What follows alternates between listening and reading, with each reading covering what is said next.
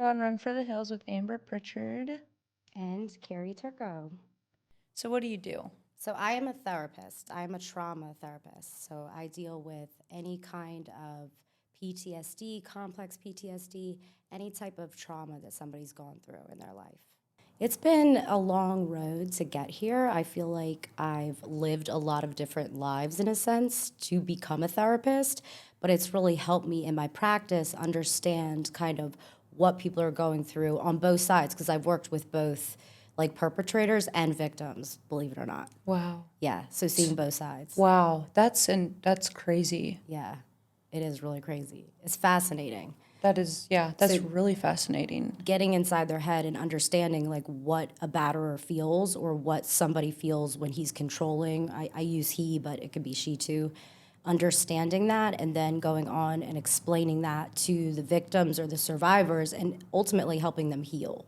So that's like the main goal there with all that. So, why do you think men or women want to sexually abuse another human? It's rooted in power, is what I've noticed when I've studied it. And when we quantify the data, whenever somebody is sexually abusing another person, the root cause is to exert power and control and dominance over that person.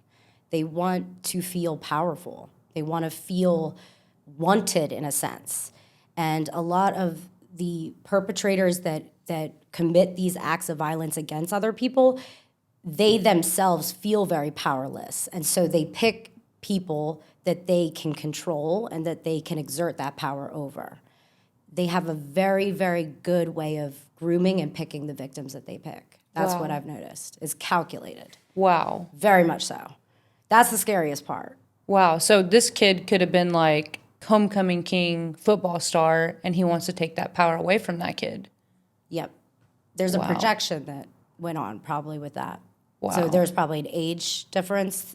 So right there is a power dynamic there with the difference in age. There's also that person is popular, well liked. The person that's grooming him wants that energy, and so that's why he singled that person out. And I would assume that what happened with that was there was a grooming period involved, Yes. Yeah. And there very much was. and that's about manipulation and control. It's not love, it feels like love though, because you get gifts or they'll take you out to dinner, they'll buy dresses for girls, like they'll lay it on thick in a sense. But the root motivation of it is to control that person. It's not love. Wow. I know it's kind of dark. No, I mean it makes sense though. And it's like what creates that type of person? A lot of times they've had that done to them. And they want to feel that sense of fairness, so they go on and do it to others. Yeah, hurt people hurt people. Yep. What does it do to the victim after they have experienced abuse? It absolutely damages the victim and shatters the personality in a sense. They don't know who they are. And a lot of times they get stuck in the age that it happens in. Like their brain gets stuck in that age. And so you'll have people that are in their 40s that were traumatized at 14 reverting back to that 14-year-old brain. And so they're making impulsive decisions. They're doing things that seem risky. It would be appropriate for a 14-year-old that's developing his personality, but it's not appropriate for a 40-year-old to do. And a lot of times when I see that, it's a hallmark of somebody that has unprocessed trauma right there. Right. Yeah. And so it really does damage them in a lot of ways, but you can always heal yourself. You're never just stuck in this powerless place, but you have to want to heal. You have to talk about it, get it out, put it out in the open, start to form a community around you, a supportive community. And if you have that, you can absolutely heal. And you can heal super fast, too. You're never stuck in that powerless place, but it does damage the victims in a lot of ways. They don't know who they are. They go on and attract incredibly toxic relationships. They pick the wrong partners. So it does have an effect on them. And it's unfair. The root of this trauma is it was done to them and they didn't deserve it, you know? Like they were innocent. And so it's totally unfair. And now they have the burden of having to heal themselves and having to develop themselves from somebody's poor choices in life. Right. And so that hurts, It hurts me as a therapist to see that. Yeah. And so what are some of the destruction mechanisms that people do? Yeah. Like, how do they self-destruct? Well, it can, range from drinking and gambling. Those are probably the more obvious ones. It can range from, if you're a male that's been traumatized, a lot of times they'll go on and have, like, a lot of female partners to try to overcompensate. Like, if a male was abused by another male, to kind of overcompensate from that abuse, they'll go on and sleep with a bunch of women, right? Or they'll get hypersexual in their behavior. They'll get very like toxic masculinity. I see a lot as well. Masking like pain is what it is. Yeah. And for women who've been abused tend to pick partners that also abuse them. They tend to pick partners that are emotionally plotting, so manipulative. They will self-destruct in their appearance as well, control their diet or binge eat, different things along those lines. And there is some hypersexual behavior in women too, but not as much as men that have been abused. Yeah. Yeah. I read that in psychology. I studied psychology too in college, and that's definitely one of them, hyperactive and sexual behaviors. What are some of the healing that people could benefit from? Really doing like attachment work, understanding what their attachment style is, if they're anxious and they attach avoidant partners, or if they're on that extreme level and they're attracting very abusive partners, recognizing when they put you down. There's always like a grooming and an incubation period. It's usually, if it's a female that's picking a partner that's a male, like abusive male, they will, like a lot of times, that male will start with controlling behaviors, controlling the time that they're allowed to go out with their friends, controlling different things that they can do or wear, putting them down, like very critical remarks, like, you know what I mean by that? Like, don't say that, or that's not funny, stop being stupid, stuff like that. It starts small and then it gets bigger and bigger and bigger to the point where that victim loses their identity in the relationship. And they don't even know what's toxic, what isn't. And then physical violence usually starts at that point. What are some things that they could learn, like healing processes? Like, Yes. I like mirror work a lot. Mirror work is when you sit with yourself. So whenever somebody goes through trauma, it splits the personality. That's the best way I can say it. It fragments your sense of identity. And so when that happens, you're now functioning from a fractured sense of self. You're not functioning from your whole self. And so with women, I would say do a lot of mirror work. Stare into the mirror and really pull back the parts of yourself that have split off. And it's going to be the parts of yourself that were told you're not good enough, you're ugly, you're fat, you're this, you're not smart enough, you're never going to make it in life, you can be replaced, like all those cruel things that have been said in one way or another to call those parts of themselves back and not act on impulse. Because the other thing that we do when we're traumatized is we want to go out of ourselves. We want to go out and drink a lot. We want to get a lot of attention on social media. We want a lot of male attention even, right? Even though it's short-lived. Those are all fractured sense of identities. You really want to draw in and do the mirror work. And it's painful. It's like staying in on a Friday night when everybody's having fun and crying and like really like integrating. It's spending a lot of time out in nature and walking because we know that rewires neural pathways that get damaged from trauma. It's different things like that. Spending a lot of time alone too. I find that that's really helpful for women that have been victimized and been abused, is that they really need to get to know themselves. That's beautiful. Yes. And it's hard to do. It is really hard because you want to go out and you want to party and you want to have fun with your friends. Like, I had to cut back drinking. I had to cut back, certain things that I was doing in my life that wasn't beneficial for me.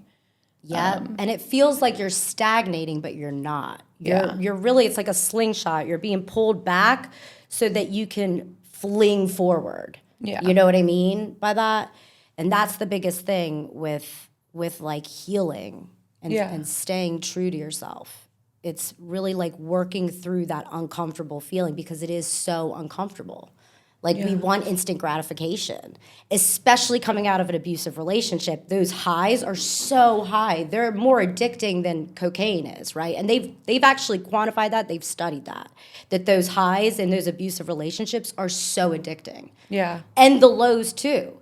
Because when you hit that rock bottom, you want nothing more than that dopamine hit from the top. Dude, I thought I was a crackhead. Yes. Like, I thought I was a crackhead in that relationship. It will make you think that, yes. It was and it'll so make bad. your brain do weird stuff. Yeah. Yes, right? Yeah. Crazy, yes. And that's like that up and down, that's addicting. That's super addicting. And Oh, so yeah. you have to re-regulate that, and that is like a lot of crying. Like really crying does a lot for the soul, does a lot for healing, but also like self-work alone. And it's hard because you want to go out with your friends and drink and get that attention because that's what you're used to. You know? Yeah. So would you say that like being in an abusive relationship and someone who is sexually abused, they have something similar to healing processes? Yeah, totally. With sexual abuse, it's a little bit more, there's a little bit more of a integrative process you have to do. You have to do with sexual abuse just because the body holds the trauma. So they might go on to have like an intimate relationship, and because they don't trust sex, they don't trust other people, their bodies will shut down, or they'll self-sabotage and push them away, or they'll become either hypersexual or not sexual at all. Right. And so there's extra work around healing the body, like connecting back to the body and feeling super comfortable in themselves and with their partner. You know, so it is extra work with sexual abuse. But if you're aware of it and you're constantly working through it, it doesn't take that long to heal. Yeah, I totally believe that. And thrive from that healing process. Right. Become better and bigger than had you not have experienced that. Right. And so the healing process with sexual abuse would look like, you know, spending time with yourself, you know, trying to learn how to love yourself again. Yes. Okay. Yoga, taking care of your body, having a partner you really trust. So not jumping into bed with that person right away, really letting them get to know you as a person, which feels weird at times, right? Because we have an instant gratification culture. Like, you like somebody, they like you, everybody's a consenting adult in this respect. Why not, right? But like for somebody that's been sexually abused, that's going to trigger a lot of intimacy issues, a lot of pain. It's going to trigger self-sabotage in the body. So they really have to work more slowly and communicate to their partner. It is more intense when there's sexual abuse involved. And the age that it happens, too. That's really... Because you have to understand where the brain was in its development. Right. Because those pathways start to seal. So it's a lot. It's a lot neurologically, physically, mentally, emotionally, and psychologically. But if you heal on all of those fronts, and you don't have to do that all at once, you just focus on one. And what I noticed with trauma is it tends to compartmentalize. So if you're working through body issues, that tends to be the only one that rises. Once you conquer that, in a sense, or master that, I should say, then you move on to the emotional issues. Right. It's interesting how those patterns happen. You're making total sense because, like, everything that you've said, I've done. Yeah. Like, I was waking up at 5 a.m. and going to church at 6 a.m. at Seacoast for 3 weeks straight. It was a 30-day period. And I cut out drinking. I stopped drinking. I was, like, sober for a month and a half. In college, I was a little crazy. Like, we all I were. did. Like, but now as a woman, when I'm trying to heal and better myself, I don't go hook up with people. I have conversations with my younger sisters, and I'm like, don't put out for him. Yeah. Like, don't put out for anybody. You know, like, save yourself. And I tell my nephews that too. Like, save yourself. You know, fall in love with yourself, and then, you know, then eventually, if it's the right time, then, you know. But I think everything that you're saying makes sense because, like, I've done that, and I'm still healing, but I can relate to what you're saying, and I feel like a lot of other people can definitely relate to that. And that's the work. And wasn't it hard? Like, wasn't it super painful? It was, like, you know, we were around a bonfire, and my friends are drinking, and, like, it wasn't to where I was like, God, I want to drink, but it was also like, I don't need to get drunk. Yep. I don't need to be in a state of mind where I feel less controlling in my own body. Like I want to have fun. And I feel like I'm more wholesome when I'm sitting here being sober and having fun with my friends, because I can remember, I can wake up the next morning, I can go to the gym, I can go do yoga. Then I'm not feeling like crap. And, you know, here in Charleston, a lot of people do drink and a lot of people go out, and like, you know, I can go out and have a good time without getting drunk. And so, yeah, I would say it was hard, but then also the sexual desire, I'm not like that. Like I respect myself, and, you know, I don't want to put out for someone who I don't think respects me. Like I have to make sure that person respects me and us growing in love, and then, you know, maybe. But yes, you want to make that, you want to feel safe. Yes. You want to feel safe before any kind of like interaction takes place sexually. Yeah. And I think that's the biggest thing to like communicate to your partners. And it sounds like you already do that. Like, right? But that's the biggest thing. Like search for safety. Like, does this person make me feel safe? Yeah. And it's so crazy because thank God I did not like have sex with this man, but I talked to a guy when I very first moved here, and he turned out to be a nut. And he like showed me something, and I was like, oh yeah. And then he like jokingly like grabbed me by my neck, and I was like, what the hell? And he was kidding. He was just kidding. But I was like, what is your initial reaction if you're actually mad? That's scary. Right. And so... And notice your reaction. Yeah. You felt uncomfortable. Yes. Even though he was joking, it made you uncomfortable. And I told him after, I was like, that scared me. Like, you knew I was in an abusive relationship. And he was like, I'm sorry. And I was just like, I don't think I can get past that. So I stopped talking to him. And there's been multiple, you know, conversations with men where I'm like, I don't know about that one. Like, you know, thank God. If I wasn't in the state of mind of the healing process, I probably would have jumped in bed with them. Yeah. But the mature me is like, nah, I'm not going to do that. Yeah. So you're not going to do that to yourself anymore. Nope. Mm-hmm. Nope. And you're discerning. You're being very, you have a lot of discernment now. Like, you trust your gut, I can tell. Yes. Because it tells us as women, we have this intuition of like, something doesn't feel right. Yeah. But we've been trained to not listen to it. Like, oh no, just go with the flow. Just be a people pleaser. Say yes. And it's like, no. We need to come back to like, this guy makes me feel weird.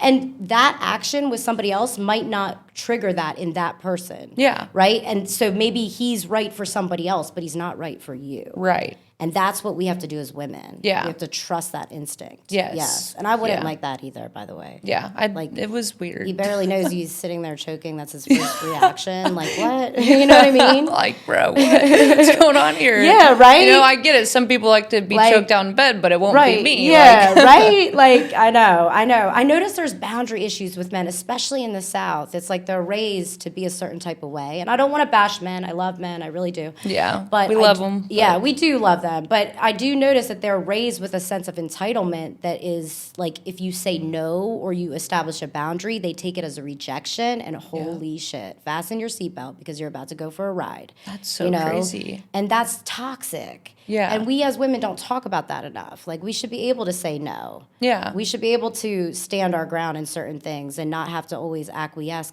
in a certain way or cater to an ego. Like, I think men emotionally have to mature. They do. Yes. I think that they rely on us to raise the standard, though. Like, if we just go along with what they do, they're never going to rise up. But if we're like, no, you have to rise to the standard. If you want to be around us, around my friends, around people like us, date us, you have to rise to this standard. Right. And they do when they really like us. Yeah. They do. And what's the fun of just like putting out on the first time? I'm like, you know, I like, you know, I like the chase. I like, you know, but yeah, totally get that. But like, you have learned discernment, I can tell. That's a spiritual gift. Yeah. Yes. And that's the gift that comes from trauma. See, that's your superpower. You don't even realize that people that have been traumatized, their superpower is in their brain. Because once you integrate all of those parts and you really heal, you're able to think so much quicker than everybody else. You're able to sense situations faster than anybody else. You're able to sense the energy of the room because of your trauma. Some people look at it as a negative, but there's so much positive that you can learn from these terrible situations, you know? Yes. It's so crazy. It's just, I look at it as a blessing. Yeah. I do. And I'm like, Yes. thanks for the hard work. You know, I'm going to go ahead and I'm going to share what I've learned to the world. Right there. I just got chills. Yeah. That's what you're meant to do. This is your path. Yes. You have to speak and preach on it. And in a sense, it is a blessing. It's horrible what happened, but it's a blessing because it enabled you to reach your fullest potential. And could you have reached that without this adversity, you know? Right. And really like feel that sense of empathy and motivation to carry this message out to the world. That's the motivation right there. And so in a sense, these people that are broken, that hurt us, help us. So you're absolutely right. Because you are badass. And I feel like the world has yet to see that signature, right? Like you're really stepping into your power, I can tell. Yeah. Yes. I mean, I didn't get here by myself. Like, I feel like I had to really work on it, but I feel like God placed me exactly where, because I was going to move to Wilmington and I kept praying. I'm like, God, if you don't want this for me, show me. I'm in church. I was going 30 days, 30 days. It was like the last week and I was crying and I was like so sad. And I'm like, why aren't you showing me what to do? And like, it's just everything kind of fell in place and I was working so hard with it. And it's just, now I'm here and it's like, where the hell did the time go? Like, how did I get to this place, being in church, crying, praying to God, show me what he wants me to do. And I just listened. And it's like, how do you listen? It's just like, he will show you. Yes. It's the craziest thing in the world. Yes. And like, you just have to trust. Yes. And I trusted and I am here now. So. And you're going to meet your future husband here. Well, I don't know. I don't know if Charleston's the area. I don't know. He'll be brought to you, but that's all a design, like it all has a frequency, it all has a design, there's a higher plan. And like that's part of the healing process. That You see that. Because a lot of people, when they're in the throes of trauma, they cannot see that. They feel it's unfair and angry even. And I'm sure you felt all those things. Oh, yeah. I was pissed because I wasted 4 years. Right. But did you waste 4 years? Like, look at what it did. In a sense, yeah. But that's what I was thinking in the past. Now I think completely different. I'm like, okay, yes, I wasted a lot of time, but in the time I learned so much about myself, about losing self-control with myself and letting other people control me and, how I would act in situations that I never want to get to again, Yeah. And don't judge yourself. That's the hallmark of trauma is somebody exerts power over you and you do something you wouldn't normally do. And it's embarrassing. Like when you look back on that, like how did I act like that? Why did I do that? Why did I go along with that? Like, was I weak? Is there something wrong with me? Absolutely not. There's nothing wrong with you. And I did some crazy shit too. Yeah. Like some of the things I did, I was like, I did that? I climbed through his window because he locked me out of the house? I'm like, but you got pushed. what's wrong with me? You got pushed, and that brain, that thing in the brain clicks, and it's like all you want is to feel good. Yeah. Or to get whatever it is that you need in that moment, that dopamine hit, Yeah. And so it makes you do things you wouldn't normally do. And so there's going to be a period of regulation, which it sounds like you've done. We've pretty much gone over the domestic violence. What about sexual abuse? Is there anything like, you could give hope out to these survivors that have, kind of experienced that? Really tap into your inner self. Don't go outside of yourself. Don't look for answers out in the world. Go in. Sit with yourself. When you want to act on impulse and go out or distract yourself with cooking, shopping, friends, go inside. Sit in that discomfort and really connect to your body. I have clients hold their heart, hold their sacral chakra, because I believe in the chakra system, which is right above the belly button. It's where we hold self-worth, guilt, shame, and really talk to that inner child. Release all the shame that is associated with sexual abuse, because that is the hallmark of sexual abuse is shame. It forces people into a submission of silence. And they won't talk about it because it's so shameful. It's really, really hard for people to talk about. And when they do talk about it, It's the first step to their healing, and it's an incredibly difficult thing to do. And I have so much respect for people that speak on this and talk about it and have been through it, because they help so many people. And so anybody that's been sexually abused, that's going through it, know that there's a plan for you. You are strong enough to get through it. God gave you this so that you could be a beacon of light to other people. You can look somebody in the eyes and see the light in their souls, and they see it in yours, and it could be the difference between that person taking their life and not. And I really mean that when I say that. They are the bravest souls on this planet, in my opinion. Yeah. Because it is the highest form of abuse. It is total shame, humiliation. You exert power and control over somebody in a way that is humiliating. Yeah. Like, it is hard to heal from that, but you can heal. And taking your life is not the answer. The answer is to go within and heal that fragmented part and realize that that person that did that to you is damaged, not you. Can we give a round of applause for that kid who came up here and spoke his piece? Like, that kid. Oh, my God. Like, that kid, amazing. The bravest kid that I know. Like, Literally. unbelievable what that kid has been through.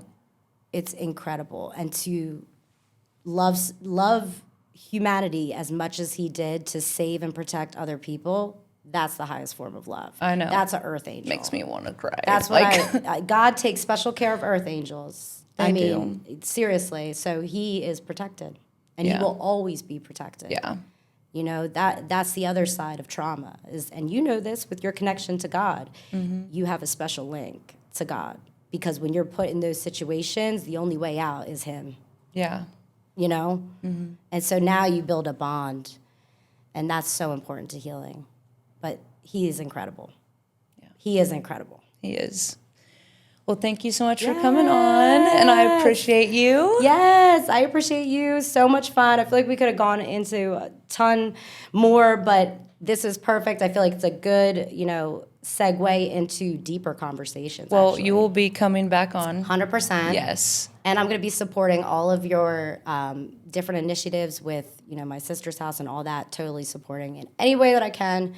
You have a donation in me right here, and you also have somebody that's going to sell as many tickets or T-shirts as you need. Thank you Just so let me know. much. Yes, I got you.